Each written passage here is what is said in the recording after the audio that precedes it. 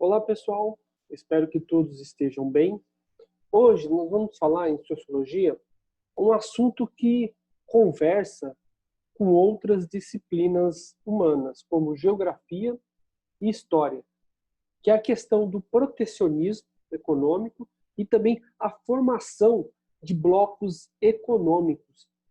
É muito importante que, para que vocês fiquem alerta, que esse tema ele geralmente é pauta obrigatória para provas do Enem, do vestibular.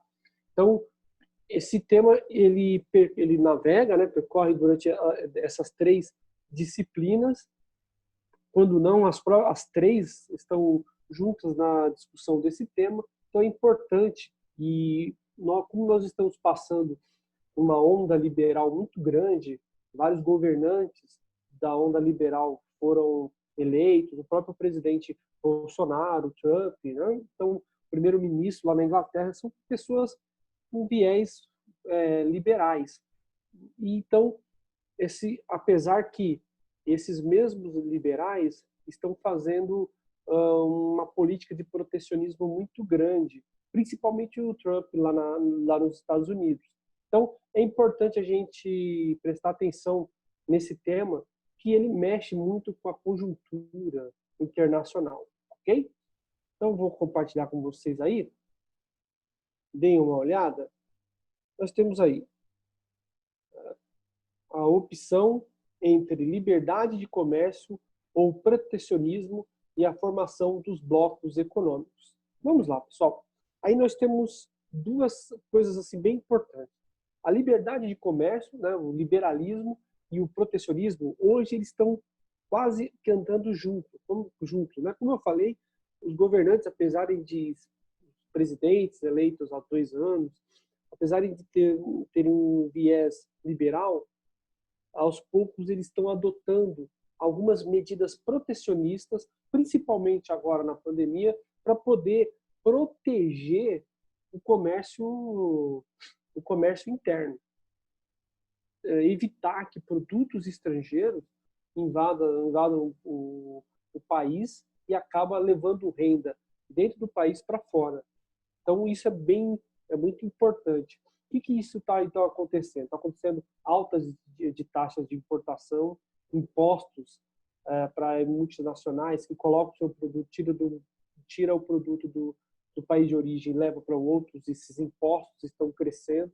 Então, é uma moda que está em evidência neste momento, principalmente na questão da pandemia, onde os mercados internos, já com pouca rotatividade, né, pouca circulação de moedas, sofrem uma grande intervenção dentro de seus países, ok? Então, olha só.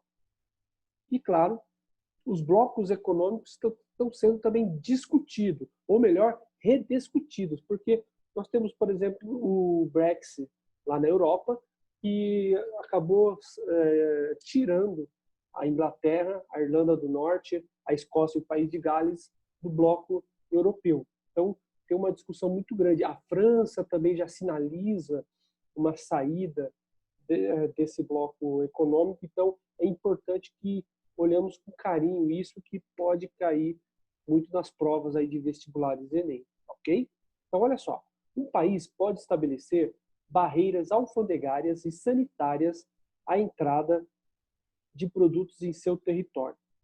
As barreiras alfandegárias são as taxas de que um produto deve pagar no momento em que entra num país. Então, ele sai do seu país de origem ou de algum outro, como é que pode dizer, de algum outro lugar onde foi fabricado, né? E aí quando ele entra em outro país, ele paga uma taxa nesse sentido, porque é uma taxa de importação. Vamos lá. Dessa forma, o seu preço para os consumidores locais fica mais elevado. Por exemplo, imagine uma empresa nacional decida importar automóveis alemães para vender aos consumidores brasileiros, em vez de fabricá-los aqui. As taxas que esses automóveis pagarão na alfândega serão repassadas repassadas aos compradores desse veículo. Sendo assim, o consumidor brasileiro pagará um valor mais elevado se comparado ao preço pago pelos compradores alemães desse mesmo automóvel. Então vamos lá. Uma montadora X, ela não tem uma fábrica no Brasil, ok? Ela não tem uma fábrica no Brasil, então ela não fabrica, ela não produz um carro aqui no Brasil. Então, o imposto desse carro que está chegando no país, ele vai ser maior. Claro que, se por acaso essa montadora resolve abrir uma, uma fábrica aqui no Brasil, ela vai ter condições especiais, porque ela está produzindo aqui, ela está dando emprego, gerando impostos, né, pagamento de impostos. Então, ela vai ter outro tipo de tratamento. Mas, se ela só importa, né, não tem produção aqui, então o governo ele vai cobrar um imposto maior dessa mercadoria chegando, e essa mercadoria chegando, o preço não vai ser a empresa que vai pagar esse imposto, são os consumidores, eles serão repassados para os consumidores. Então, empresas, principalmente as empresas grandes, multinacionais, elas não pagam imposto. Quem paga são os próprios consumidores que vão comprar o produto dela. Ok? Então, vamos lá. Continuando. Essa é uma medida protecionista. Isto é, ela visa proteger o mercado, as firmas, os empregos, os lucros da concorrência estrangeira. Nesse caso que eu falei agora da montadora ter uma empresa aqui, ao invés de ficar só importando. Okay? Barreiras sanitárias podem ser impostas a produtos destinados à alimentação, por exemplo. É o caso da carne bovina exportada pelo Brasil. Os Estados Unidos utilizam com frequência essas barreiras com o propósito de limitar a entrada de produtos alimentícios provenientes de países latino-americanos em seu mercado interno. Por isso, os Estados Unidos estabelecem barreiras de natureza técnica, afirmando, por exemplo, que a carne brasileira não apresenta as condições higiênicas adequadas aos seus consumidores. Dessa forma, exigem que os exportadores brasileiros façam adequações na produção de carne antes de destiná-la ao mercado estadunidense. É claro que isso, às vezes, é só um jogo de cena, né? Então, enfim, na questão alimentícia, o Brasil ele é uma grande referência no mundo. O Brasil é o país que mais produz alimentos. E olha só, uma nota, né? Uma coisa muito contraditória. Nós somos os produtos, nós somos os países, somos o país que mais produz alimento e, ao mesmo tempo, tem pessoas que ainda passam fome. Uma dualidade muito estranha, né? Uma contradição muito estranha. Mas não é essa a discussão, tá? Então, essas barreiras econômicas que os Estados Unidos colocam é um jogo de cena. Por quê? Porque a carne que eles produzem lá, né, que eles tratam, cuidam lá, não são as carnes não são tão boas quanto as carnes brasileiras, que é uma referência.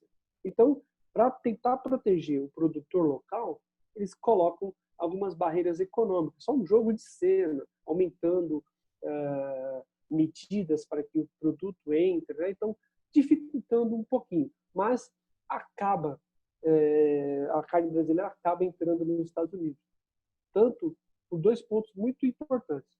Primeiro, porque os preços são convidativos, e segundo, pela qualidade da carne. Então, só dificulta um pouquinho, mas a carne brasileira acaba entrando muito lá nos Estados Unidos. Aqui, assim como também a carne, o frango na Rússia entra bastante, né? O frango brasileiro, também na China, por aí vai. Em questão de alimentício, né? No setor alimentício, o Brasil é uma grande referência. Ok? Vamos lá continuar aqui. As barreiras, tanto sanitárias quanto alfandegárias, dificultam a importação de produtos e podem servir para limitar a concorrência proveniente de centros produtores de mercadorias localizados em outros países. São estratégias que pretendem evitar a competição econômica internacional sobre as economias nacionais. Quando um país adota as barreiras alfandegárias e ou sanitárias, dizemos que ele está utilizando estratégias protecionistas. Como eu falei agora, é um jogo de cena para proteger o mercado interno. Okay? Conceder subsídios estatais aos produtores agrícolas ou industriais locais na forma de preços mínimos ou empréstimos subsidiados também é um caso de protecionismo, ou seja, você alavanca a economia interna, né? Você faz com que a economia interna seja aumentada e, se torna se torna menos dependente do produto do exterior. Então, quanto mais você coloca incentivos para o produto nacional, menos dependente você fica do produto estrangeiro. Okay? Quantas limitações impostas à livre circulação de pessoas entre os territórios nacionais, elas atendem a determinados critérios de cada país. Cada país vai ter uma legislação para a entrada ou não de um produto. Há momentos na história de um país nos quais ele resolve abrir suas fronteiras e permitir a entrada de trabalhadores estrangeiros que atuarão em atividades para as quais falta mão de obra. Isso é importante. Especializada ou não. Em outros momentos,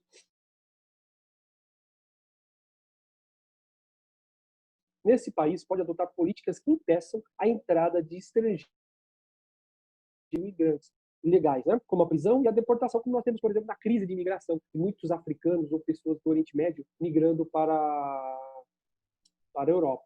Okay? O Brasil valeu-se em fins do século XIX e no início do século XX da importação de mão de obra barata para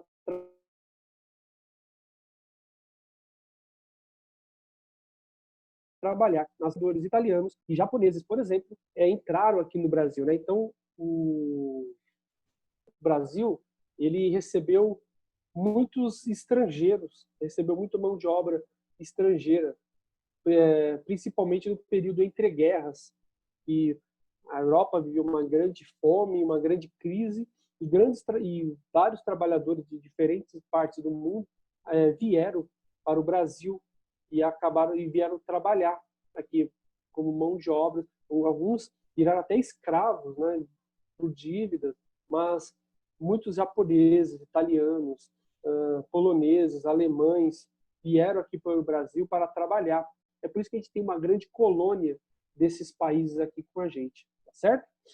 Então, nós temos aí, pessoal, os blocos econômicos, que são muito importantes dentro dessa conjuntura internacional. Por quê? Porque esses blocos econômicos visam proteger a região e também fazer com que essa região cresça economicamente. Olha só para a gente finalizar. Na atualidade, a formação de blocos econômicos faz parte da dinâmica do processo de globalização. O chamado regionalismo, como por exemplo temos o Mercosul, aqui, né, na América do Sul, o NAFTA, lá na América do Norte, envolvendo México, Estados Unidos e Canadá. Temos a Europa, que envolve vários, mais de 30 países na Europa.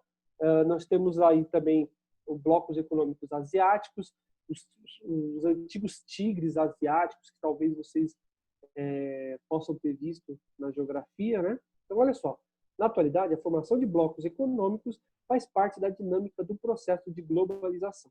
O chamado regionalismo corresponde a uma estratégia adotada pelos países para estabelecer proteções diante de uma crescente competitividade econômica do sistema capitalista. Assim, proliferam os acordos entre os países com o propósito de estabelecer blocos econômicos com graus variados de liberdade de circulação de mercadorias, capitais, serviços e pessoas dentro deles.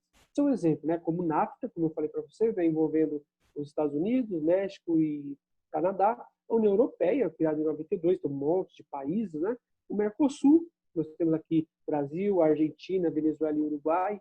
Nós temos o Chile e Bolívia como aliados, né, como parceiros, e entre outros que nós podemos ver e que vocês também podem ver em geografia, ok? Pessoal, para terminar esse vídeo, gostaria que vocês, na página 19, grifassem o terceiro parágrafo, tá? Que ele é um resumo bem legal desse tema que a gente está tratando, tá certo? Então, a gente fica por aqui, dê uma lida no capítulo e tragam as suas dúvidas para a nossa live, ok? Então, pessoal, fique com Deus e até a próxima. Tchau!